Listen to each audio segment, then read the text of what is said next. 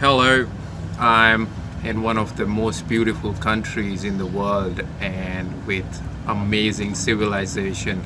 So I'll tell you about where I am soon, but what I'm going to talk about today is 5 reasons why most of the behavior changes fail. So the behavior is something we do, and sometimes those behaviors are unhelpful. Let's say for drinking alcohol, then smoking, overeating, not exercising, overthinking. Those are the behaviors which we do which are not helpful in the long run. So we all have goals and wishes to change these behaviors, but psychologists have been studying why this behavior fails most of the times. There are 5 key reasons. I'm going to tell you about that today, and then I'll tell you about where I am and what's behind me. So stay tuned.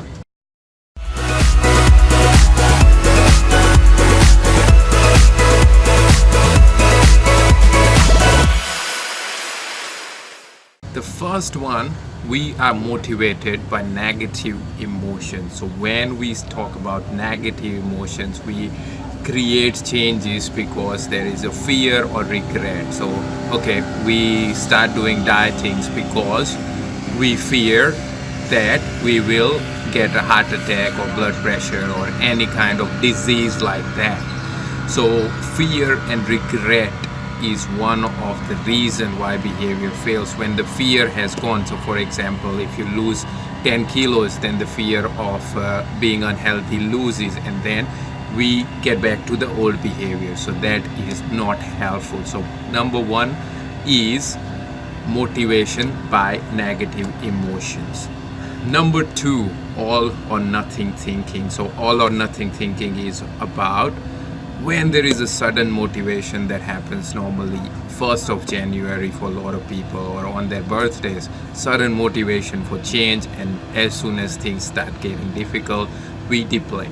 Okay, there is a snag and we stop that change. So all or nothing thinking is another reason. That's a cognitive bias. We think everything has to go. Like, I have to start walking 5 kilometers from day one.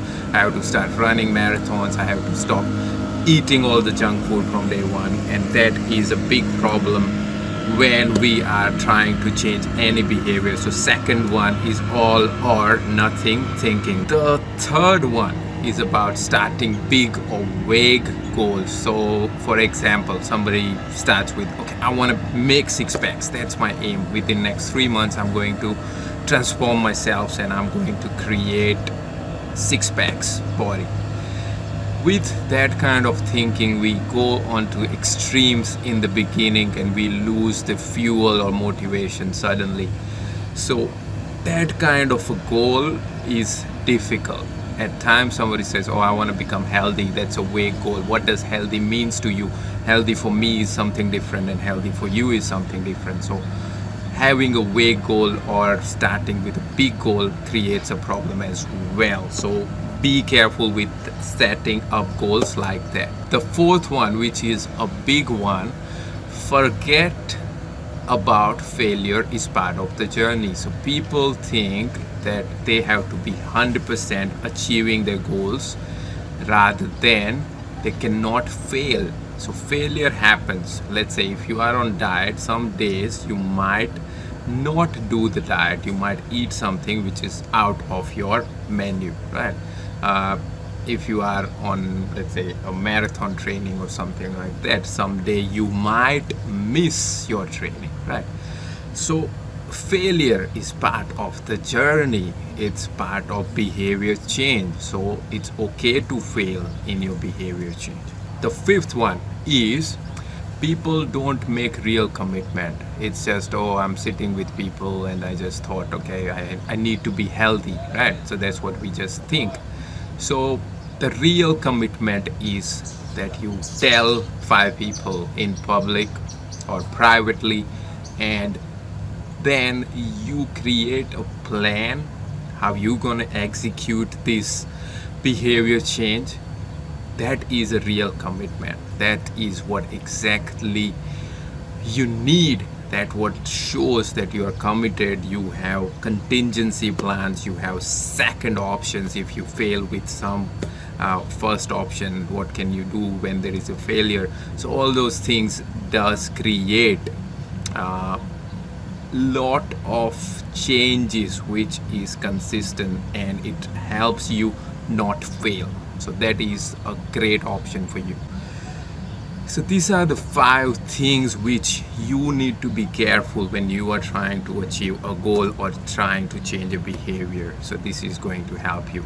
Now, where I am, what you see behind me, that's Nile River, and I'm in Egypt, in a city called Aswan. So Aswan is the famous for the Aswan Dam, which is put on the Nile River, which is a 3.5 kilometer long dam.